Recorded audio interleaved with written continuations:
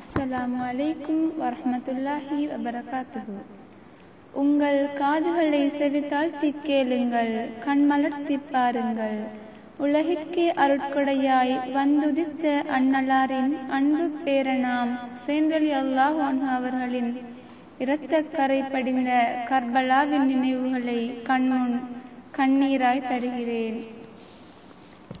அந்தோ நீலவானம் அமைதியாய் காட்சி தருகிறது.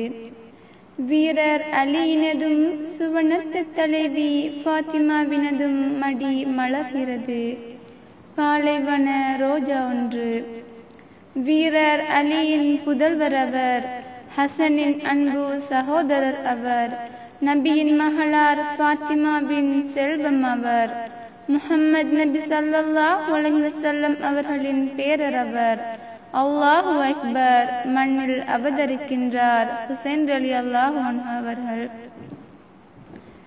சந்தோஷமாய் அவர் வாழ்வு சகோதரர் ஹசன் ரலியல்லாஹு அன்ஹு அவர்களுடன் கழிந்தது. மறுபுறம் முஆவியா ரலியல்லாஹு அன்ஹு அவர்கள் மரணித்து அவரது மகன் யஸீத் கலீஃபாவாக பதவியேற்கும் நிகழ்வு இடம்பெறுகிறது. விதியின் விளையாட்டாய் ஈராக் மற்றும் கூஃபா வாசிகள் யஸீதின் ஆட்சியை விரும்பாமல் ஹுசைன் ரலியல்லாஹு அன்ஹு அவர்களை கலீஃபாவாக பைஅத் செய்ய ஆசைப்பட்டனர். சுவனத்து இளைஞர் ஹுசைன் ரலியல்லாஹு அன்ஹுவால் இவ்வழைப்பு ஏற்றுக்கொள்ளப்பட்டது. அங்கே ஆட்சியை செப்பனிட ஆசை கொண்ட நிலைமைகளை அறிந்திட முஸ்லிம் இப்னு அகீல் என்பவரை ஈராக்கிற்கு அனுப்பினார். ஈராக் அனுப்பிய அகீலிடம் பல்லாயிரக்கணக்கானோர் பைஅத் செய்த சரிதம் மகத்தானது.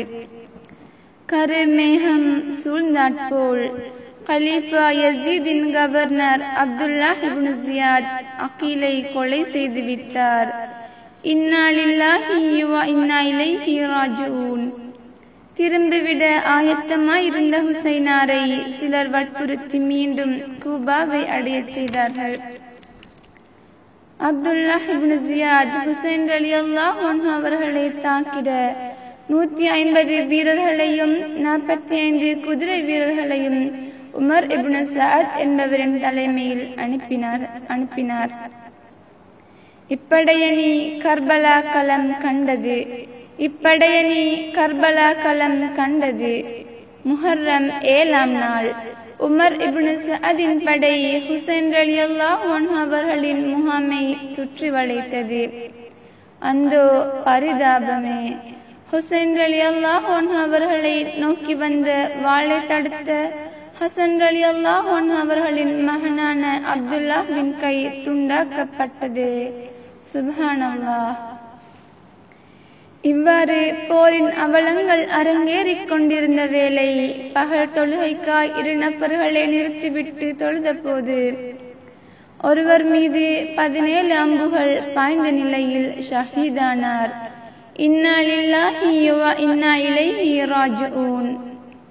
இத்துயரமான பொழுதுகள் கடந்திட்ட பொழுதிலே ஹுசைன் ரலியல்லாஹு அன்ஹு அவர்கள் போரில் கடுமையாக காயமுற்றதால் கூடாரத்துக்கு கொண்டு வரப்பட்டார்கள். யா அல்லாஹ்! அன்னலாரின் அன்பு பேரர் ஹுசைன் ரலியல்லாஹு அன்ஹு அவர்களின் திருமேனியில் 33 அம்பெய்திய காயங்களும் 34 வாள்வெட்டுகளும் காணப்பட்ட துயரம் அறிவீரோ? ஹிஜ்ரி 61ஆம் ஆண்டு முஹர்ரம் மாதம் தனது 56வது வயதில் தலை துண்டிக்கப்பட்ட நிலையில் ஷஹீதானார். இன்னா லில்லாஹி வ இன்னா இலைஹி ராஜிஊன். பின் ஃபிஷர் என்பவர் ஹுசைன் ரலியல்லாஹு அன்ஹு அவர்களின் தலையை தட்டு ஒன்றில் வைத்து இப்னு ஜியாதிடம் ஒப்படைத்த கொடிய காட்சி கொடூரமானது. சுவனத்து வாலிபரின் மரணம் கண்ணீர் துயரம். இதயம் கனத்து நெஞ்சம் தவிர்த்து அழுகிறது. யா அல்லாஹ்! எம் சுவனத்து வாலிபரின் சோக முடிவினை பொருந்திக் கொள்வாயாக. ஜன்னத்துல் ஃபிர்தௌஸில் அவரை சந்திக்கும் பாக்கியத்தை எங்களுக்கும் தந்தருள்வாயாக.